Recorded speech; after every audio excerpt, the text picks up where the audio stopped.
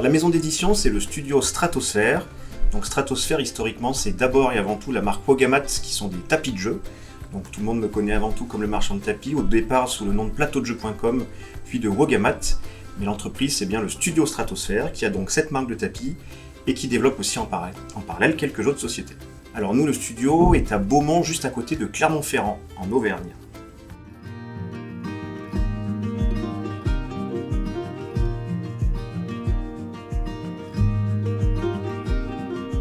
D'un côté, les tapis, ce sont des tapis de jeu, donc qui s'adressent un peu à tous les joueurs, puisqu'on a une gamme de tapis qu'on appelle multi-jeux, qui sont des tapis de différents formats, de petits à grands, des tapis en néoprène qui servent à jouer à un peu tous les jeux de société, avec un design assez neutre, des gammes un peu plus spécialisées, tapis de cartes, tapis d'échecs, des pistes 2D, dont j'ai ici un des tout prochains modèles, collection de luxe, et puis quelques tapis en partenariat avec des éditeurs, lorsqu'on peut apporter à un jeu une version surdimensionnée ou un accessoire qui va vraiment apporter une nouvelle fonctionnalité au jeu. Voilà.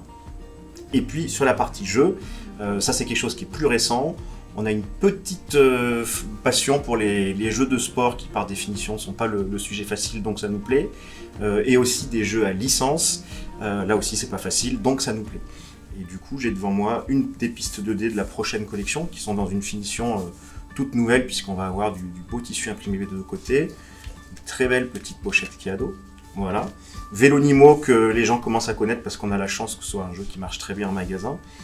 Et ça c'est un petit peu la fusion des deux, puisque c'est une future gamme, donc là c'est vraiment tout nouveau, ça c'est pour dans une petite année, ce sera des jeux en tube qui réuniront à la fois du tapis de jeu et à la fois du matériel de jeu, puisque ce sera des vrais jeux de société avec du tapis à l'intérieur. Voilà. On a un double plaisir sur Vélonimo, on a le plaisir qui fonctionne bien, ça c'est une bonne chose, et qu'on a réussi à travers le projet, pour des raisons stratégiques plus que éthiques, mais aussi éthiques, d'avoir tout relocalisé la fabrication en France. Donc c'est un plaisir pour nous parce que sur le tapis de jeu, malgré tout, on est obligé de reconnaître que la matière première néoprène est une matière qui ne se fabrique qu'en Chine. Donc malheureusement, quand on fait du tapis de jeu, à un moment donné, on fait venir quelque chose de Chine. C'est une obligation, la matière n'est fabriquée que là-bas. C'est une invention française fabriquée en Chine. C'est triste, mais c'est comme ça.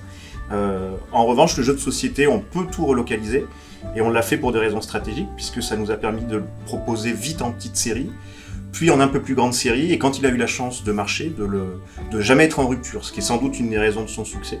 Donc voilà, j'aime bien en parler parce que c'est une approche un petit peu différente du Made in France, qui n'est pas juste de dire on va mettre un beau logo bleu, blanc, rouge, mais c'est une vraie stratégie de succès pour un jeu. Voilà. On croit beaucoup à cette gamme qui réunit nos deux métiers, on va dire, qui sont le tapis de jeu et le jeu. On pense que notre gamme de tapis est suffisamment mûre pour pouvoir passer sur ce type de produit.